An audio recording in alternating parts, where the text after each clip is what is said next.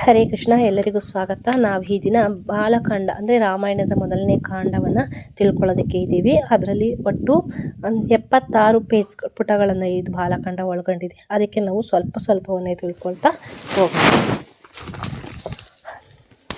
ಓಂ ನಮೋ ಭಗವತೆ ವಾಸುದೇವಾಯ. ಓಂ ನಮೋ ಭಗವತೆ ವಾಸುದೇವಾಯ. ಓಂ ನಮೋ ಭಗವತೆ ವಾಸುದೇವಾಯ.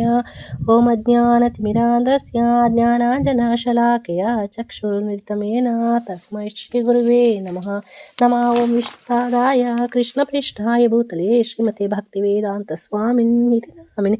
ನಮಸ್ತೆ ಸರಸ್ವತಿ ದೇವೇ ಗೌರವಾಣಿ ಪ್ರಚಾರಿಣಿ ನಿರ್ವಿಶೇಷ ಶೂನ್ಯವಾದಿ ಪಾಶ್ಚಾತ್ಯದೇಶತಾರಿಣಿ. ಜಯ ಶ್ರೀ ಕೃಷ್ಣ ಚೈತನ್ಯ ಪ್ರಭು ನಿತ್ಯಾನಂದ ಶ್ರೀ ಅದ್ವೈತ ಗದಾಧರ ಶ್ರೀವಾಸಾದಿ ಗೌರಭಕ್ತವೃಂದ. ಹರೇ ಕೃಷ್ಣ ಕೃಷ್ಣ ಕೃಷ್ಣ ಹರೇ ಹರೇ. ಹರೇ ರಾಮ ರಾಮ ರಾಮ ಹರೇ ಹರೇ. ಹರೇ ಕೃಷ್ಣ ಕೃಷ್ಣ ಕೃಷ್ಣ ಹರೇ ಹರೇ. ಹರೇ ರಾಮ ರಾಮ ರಾಮ ಹರೇ ಹರೇ. ಹರೇ ಕೃಷ್ಣ ಕೃಷ್ಣ ಕೃಷ್ಣ ಹರೇ ಹರೇ. ಹರೇ ರಾಮ ರಾಮ ಹರೇ ಹರೇ. ಮತ್ತೊಮ್ಮೆ ಎಲ್ಲರಿಗೂ ಸ್ವಾಗತ. ಬಾಲಕಾಂಡ. ಒಮ್ಮೆ ಬಹಳ ಹಿಂದೆ ವಾಲ್ಮೀಕಿ ಎಂಬ ಓರ್ವ ಮಹರ್ಷಿಗಳಿದ್ದರು. ಅವರಿಗೆ ದೇವೋತ್ತಮ ಪರಮಪುರುಷನ ಲೀಲೆಗಳನ್ನು ಚರ್ಚಿಸುವಾಗ ಲಭಿಸುತ್ತಿದ್ದ ಆನಂದವು ಇನ್ಯಾವುದರಲ್ಲೂ ದೊರಕುತ್ತಿರಲಿಲ್ಲ. ಒಂದು ದಿನ ತಮ್ಮ ಶಿಷ್ಯವೃಂದಕ್ಕೆ ಕೃಷ್ಣ ಪ್ರಜ್ಞೆಯ ಅಮೃತವನ್ನು ವಾಲ್ಮೀಕಿ ಋಷಿಗಳು ವಿವರಿಸುತ್ತಿದ್ದಾಗ ದೇವೋತ್ತಮ ಪರಮಪುರುಷನ ಲೀಲೆಗಳನ್ನು ಸದಾ ವರ್ಣಿಸುತ್ತಾ ಆಧ್ಯಾತ್ಮಿಕ ಹಾಗೂ ಭೌತಿಕ ಲೋಕಗಳೆಡೆ ನಿರಂತರವಾಗಿ ಸಂಚರಿಸುವ ನಾರದ ಮಹರ್ಷಿಗಳು ಅವರ ಆಶ್ರಮಕ್ಕೆ ಆಗಮಿಸಿದರು. ಶ್ರೀ ನಾರದರನ್ನು ಕಂಡ ವಾಲ್ಮೀಕಿ ಋಷಿಗಳು ತಮ್ಮ ಶಿಷ್ಯರೊಡನೆ ತಕ್ಷಣವೇ ಎದ್ದು ನಿಂತರು. ಗೌರವಪೂರ್ವಕ ನಮಸ್ಕಾರಗಳನ್ನು ಸಲ್ಲಿಸಿ ರೂಢಿಯಂತೆ ಅವರಿಗೊಂದು ಎತ್ತರದ ಪೀಠವನ್ನು ನೀಡಿದ ಋಷಿಗಳು ಮಧುರವಾದ ಮಾತುಗಳಿಂದ ಅವರ ಯೋಗಕ್ಷೇಮವನ್ನು ವಿಚಾರಿಸುತ್ತಾ ಅವರ ಪಾದಗಳನ್ನು ತೊಳೆದರು. ಬಳಿಕ ಶ್ರೀ ನಾರದರನ್ನು ಉದ್ದೇಶಿಸಿದ ವಾಲ್ಮೀಕಿ ಋಷಿಗಳು, ಓ ಸತ್ಯವನ್ನರಿತವರಲ್ಲಿ ಶ್ರೇಷ್ಠರೇ, ಭೂಮಿಯ ಮೇಲೆ ಈಗ ಇರುವವರಲ್ಲಿ ಸಕಲ ಐಶ್ವರ್ಯಗಳುಳ್ಳ ಸಂಪೂರ್ಣ ಆಗರ, ಅತ್ಯಂತ ಕುಶಲ, ವಿದ್ಯಾವಂತ, ಶಕ್ತಿಶಾಲಿ, ಉದಾತ್ತ ಮನಸ್ಸುಳ್ಳವ, ಸತ್ಯವಂತ ಹಾಗೂ ಕೃತಜ್ಞನು ಯಾರೆಂದು ನನಗೆ ದಯಮಾಡಿ ತಿಳಿಸಿ. ನಿಷ್ಕಳಂಕ ಚರಿತ್ರೆಯುಳ್ಳವನಾಗಿದ್ದು ಸಕಲ ಜೀವಿಗಳ ನಿಜಾರ್ಥದ ಯೋಗಕ್ಷೇಮವನ್ನು ನೋಡಿಕೊಳ್ಳುವುದರಲ್ಲಿ ನಿರತನಾಗಿರುವವನು ಯಾರು? ಅಸಮೌರ್ಯ ಚತುರನೂ ಅತ್ಯಂತ ಸುಂದರನೂ ಆಗಿದ್ದು ಕ್ರೋಧ ಹಾಗೂ ದ್ವೇಷಗಳ ಪ್ರಭಾವಗಳಿಗೆ ಎಂದೂ ವಶನಾಗದಿದ್ದರೂ ಮುನಿದಾಗ ಶ್ರೇಷ್ಠ ದೇವತೆಗಳ ಹೃದಯಗಳಲ್ಲಿಯೂ ಭಯ ಮೂಡಿಸಬಲ್ಲವನು. ವರ್ತಮಾನ ಕಾಲದಲ್ಲಿ ಯಾರಿರುವವನು?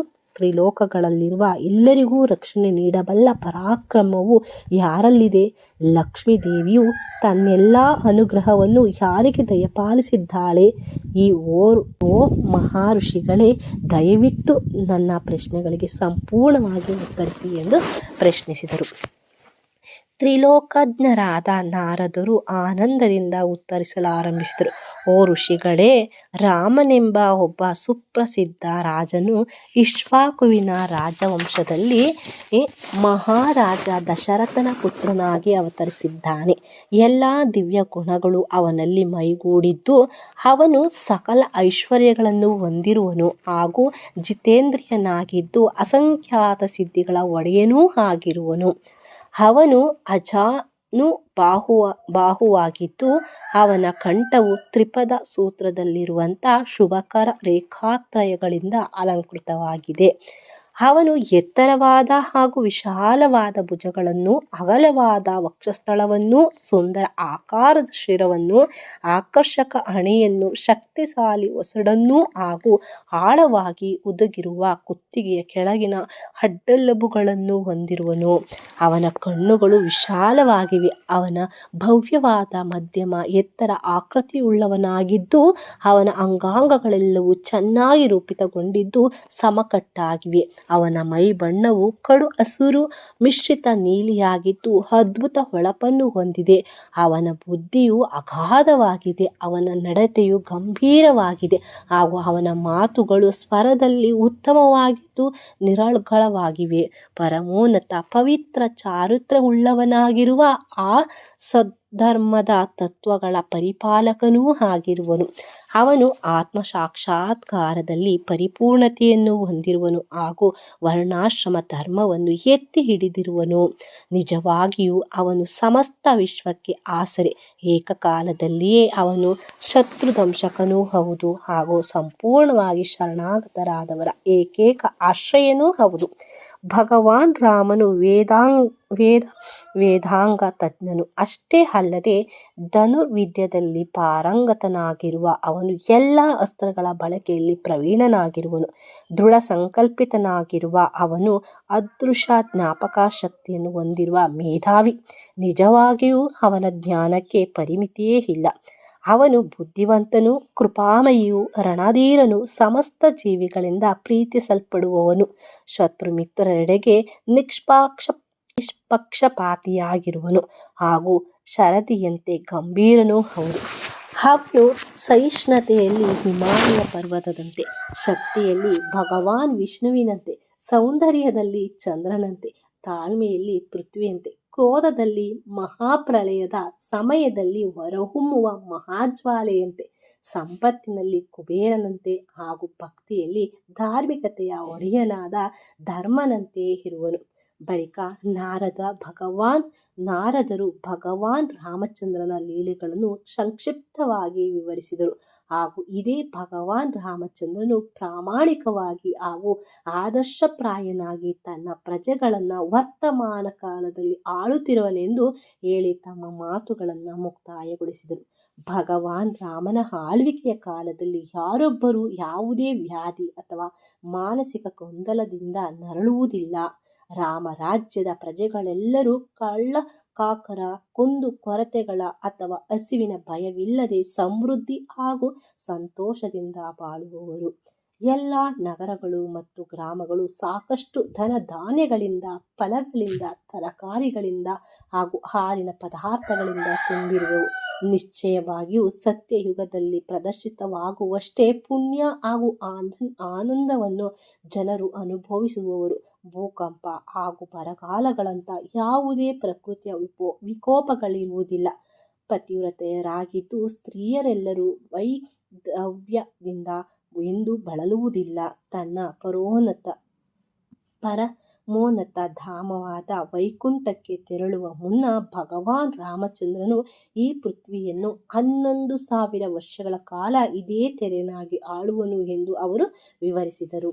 ತ್ರಿಲೋಕಗಳ ಒಳಿತಿಗಾಗಿದ್ದ ವಾಲ್ಮೀಕಿ ಮುನಿಗಳ ಪ್ರಶ್ನೆಯನ್ನು ತೃಪ್ತಿಕರವಾಗಿ ಉತ್ತರಿಸಿದ ಶ್ರೀ ನಾರದರು ಸರ್ವೋತ್ತಮನಾದ ಭಗವಂತನ ಮಹಿಮೆಗಳನ್ನು ಹಾಡುತ್ತಾ ಅಲ್ಲಿಂದ ಹೊರಟರು. ನಂತರ ತಮ್ಮ ಶಿಷ್ಯರಾದ ಭರದ್ವಾಜರೊಂದಿಗೆ ತಾಮಸ ನದಿಯ ತೀರಕ್ಕೆ ಹೋದ ವಾಲ್ಮೀಕಿ ಋಷಿಗಳು ಶ್ರೀ ನಾರದನ ಮಾತುಗಳ ಮೇಲೆ ಧ್ಯಾನಿಸಲು ಕುಳಿತರು. ಅರಣ್ಯದಲ್ಲಿ ಕುಳಿತ ಅವರು ಕ್ರೌಂಚ ಪಕ್ಷಿಗಳ ಜೋಡಿಯೊಂದನ್ನು ಕಂಡರು. ಮೈಥುನದಲ್ಲಿ ಮಗ್ನವಾಗಿದ್ದ ಅವುಗಳು ಆನಂದದಿಂದ ಮೃದುವಾಗಿ ಹಾಡುತ್ತಿದ್ದವು. ಆ ಸಮಯದಲ್ಲಿ ತನ್ನ ಅಡಗುದಾಣದಿಂದ ಹೊರಬಂದ ನಿಷಾದ ಕುಲದ ದುರುದ್ದೇಶಪೂರಿತ ಬೇಡನೊಬ್ಬನು ಅವುಗಳೆಡೆಗೆ ಬಾಣವೊಂದನ್ನು ಬಿಟ್ಟನು.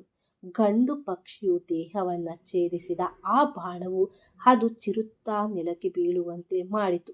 ತನ್ನ ಜೊತೆಗಾರನು ರಕ್ತ ಲೇಪಿತವಾಗಿ ನೆಲದ ಮೇಲೆ ನೋವಿನಿಂದ ಚಡಪಡಿಸುತ್ತಿರುವುದನ್ನು ಕಂಡ ಹೆಣ್ಣು ಪಕ್ಷಿಯು ಇಂದ್ರಿಯ ಸುಖದ ಉತ್ತುಂಗದಿಂದ ನಿರಾಶೆ ಪಾತ್ರತಕ್ಕೆ ದಡೀರನೆ ಬಿದ್ದು ಅತಿಶಯವಾಗಿ ಭಯಗೊಂಡು ದ್ವೀನ ಸ್ವರದಲ್ಲಿ ಶೋಕಿಸಲಾರಂಭಿಸಿತು.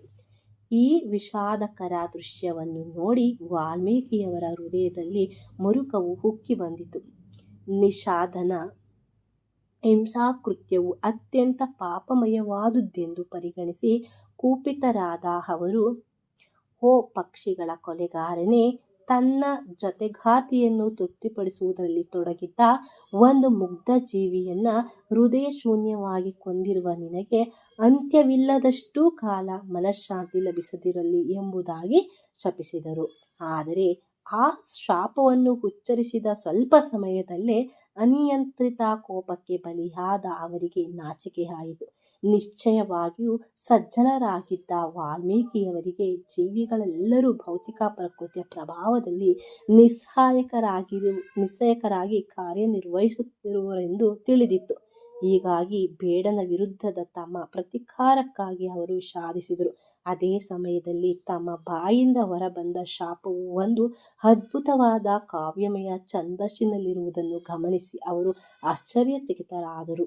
ನಿಶ್ಚಯವಾಗಿಯೂ ಅವರ ಶಾಪವು ಶ್ರೀ ನಾರದರ ಭೇಟಿಯ ನಂತರದಿಂದ ತಾವು ಅವಲೋಕಿಸುತ್ತಿದ್ದ ರಾಮಾಯಣದ ಪ್ರಧಾನ ಭಾವಕ ಅಭಿವ್ಯಕ್ತಿಯನ್ನು ಸೂಚಿಸುತ್ತಿರುವಂತಿತ್ತು.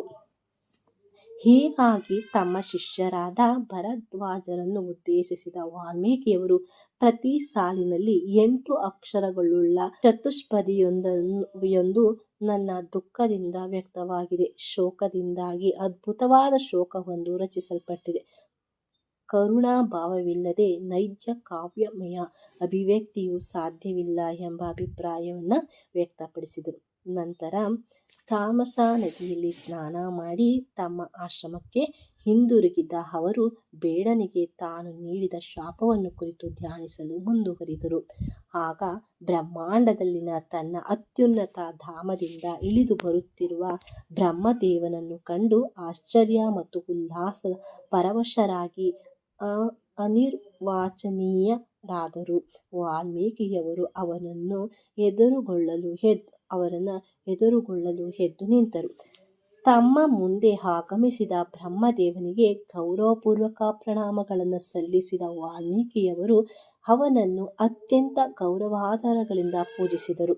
ಬಳಿಕ ಎಲ್ಲರ ಹೃದಯಗಳನ್ನು ಅರಿಯಬಲ್ಲ ಬ್ರಹ್ಮಾಂಡದ ಪಿತಾಮಹನಾದ ಬ್ರಹ್ಮದೇವನು, ಓ ಧನ್ಯರಾದ ಋಷಿಗಳೇ, ನಿಷಾದ ಬೇಡನನ್ನು ನೀವು ತಪ್ಪಾಗಿ ಶಪಿಸಿರುವರೆಂದು ದುಃಖಿಸಿದ್ದೀರಿ. ವಾಸ್ತವವಾಗಿ ನೀವು ಕೋಪದಲ್ಲಿ ನುಡಿದ ಶಬ್ದಗಳು ನನ್ನ ಶಬ್ದಗಳೇ ಆಗಿದ್ದವು. ಒಂದು ಮಹತ್ ಕಾರ್ಯವನ್ನು ನೆರವೇರಿಸಲು ನಿಮ್ಮನ್ನು ಪ್ರೇರೇಪಿಸಲೋಸುಗ ಆ ಶಬ್ದಗಳನ್ನು ನಿಮ್ಮ ಬಾಯಿಂದ ಹೇಳಿಸಲಾಗಿದೆ.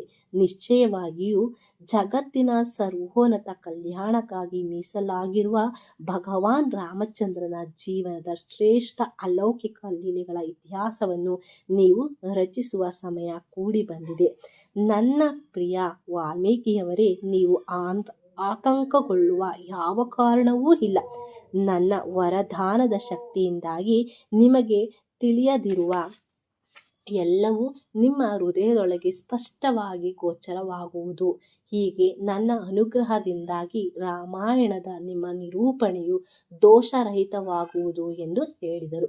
ವಾಲ್ಮೀಕಿಯವರಿಗೆ ಈ ವರವನ್ನು ನೀಡಿದ ಬ್ರಹ್ಮದೇವನು ತನ್ನನ್ನು ನೋಡುತ್ತಿದ್ದವರೆಲ್ಲರನ್ನು ನಿಬ್ಬೆರಗಿಸುವಂತೆ ತನ್ನ ಹಂಸವಾಹನವನ್ನೇರಿ ತನ್ನ ಧಾಮಕ್ಕೆ ತೆರಳಿದರು. ನಂತರ ಬ್ರಹ್ಮದೇವನ ಸೂಚನೆಯನ್ನು ಅನುಸರಿಸಿದ ವಾಲ್ಮೀಕಿಯವರು ಭಗವಾನ್ ರಾಮಚಂದ್ರನ ಸಮಸ್ತ ಲೀಲೆಗಳನ್ನು ಪರಿಶೋಧಿಸಲೋಸುಗ ಧ್ಯಾನಮಗ್ನರಾಗಿ ಕುಳಿತುಕೊಂಡರು. ಆಳವಾದ ಸಮಾಧಿಯಲ್ಲಿ ಮಗ್ನರಾದ ವಾಲ್ಮೀಕಿಯವರು ಭಗವಾನ್ ರಾಮನ ಅವತಾರದ ಘಟನಾವಳಿಗಳೆಲ್ಲವನ್ನು ತಮ್ಮ ಹೃದಯದಲ್ಲಿ ಸ್ಪಷ್ಟವಾಗಿ ಕಂಡರು. ಬಳಿಕ 24,000 ಶ್ಲೋಕಗಳ ರಾಮಾಯಣವನ್ನು ಅವರು ರಚಿಸಿದರು. ಸಂಪೂರ್ಣಗೊಂಡ ಆ ಮಹಾಕಾವ್ಯವು ಜನಮಾನಸದಲ್ಲಿ ಅಚ್ಚಳಿಯದೆ ಸಂರಕ್ಷಿತವಾಗಿರಬೇಕಾದಲ್ಲಿ ಮತ್ತು ಜಗತ್ತಿನಾದ್ಯಂತ ಪ್ರಸಾರವಾಗಬೇಕಾದಲ್ಲಿ ಅದನ್ನು ಯಾರಿಗೂ ಬೋಧಿಸಬೇಕೆಂದು ಅವರು ಆಲೋಚಿಸತೊಡಗಿದರು.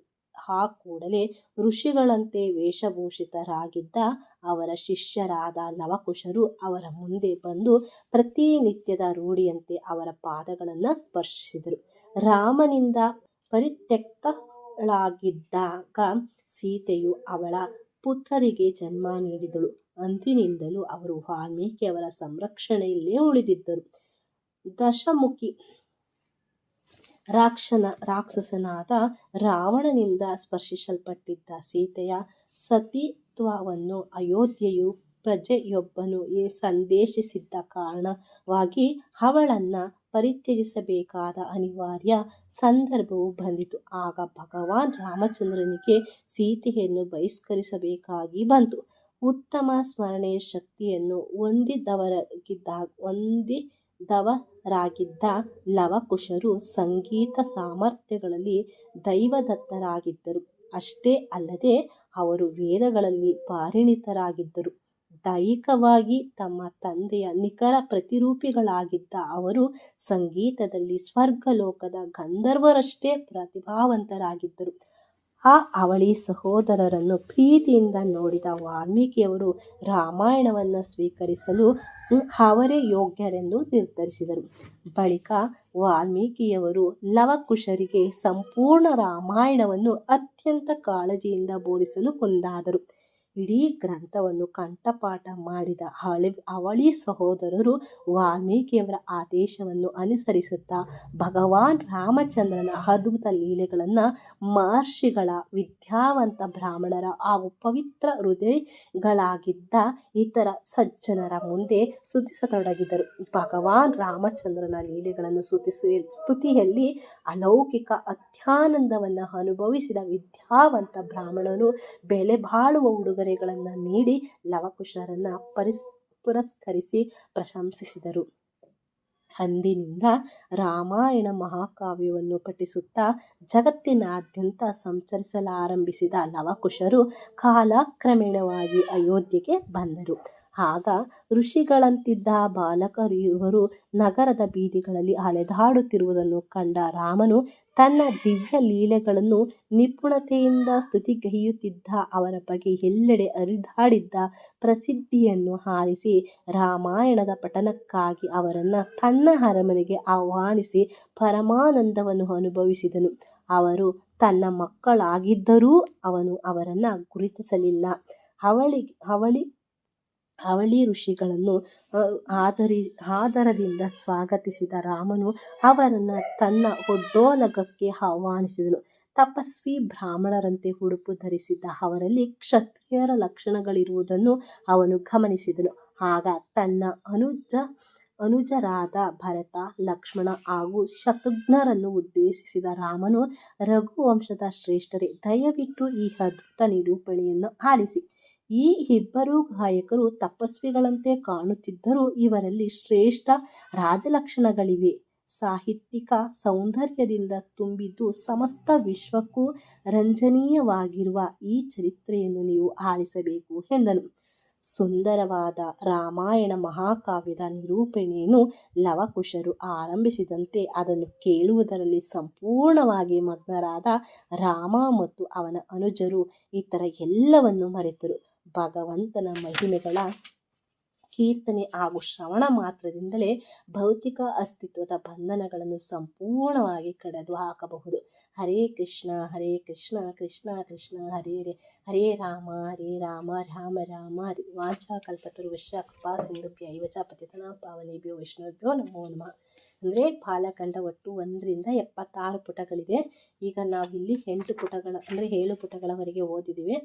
ಇನ್ನು ಮುಂದಿನ ಭಾಗವನ್ನು ಮುಂದಿನ ವಿಡಿಯೋದಲ್ಲಿ ಹಾಕೋಣ. ಅಂದರೆ ಎಲ್ಲವನ್ನ ಒಟ್ಟಿಗೆ ಹೋದರೆ ವಿಡಿಯೋ ಲಾಂಗ್ ಆಗುತ್ತೆ ಮತ್ತು ನಿಮಗೂ ಕೇಳೋದಕ್ಕೆ ತುಂಬ ಸಮಯವನ್ನು ತಗೊಳುತ್ತೆ. ಹಾಗಾಗಿ ಸ್ವಲ್ಪವನ್ನು ಓದ್ತಾ ಹೋಗೋಣ.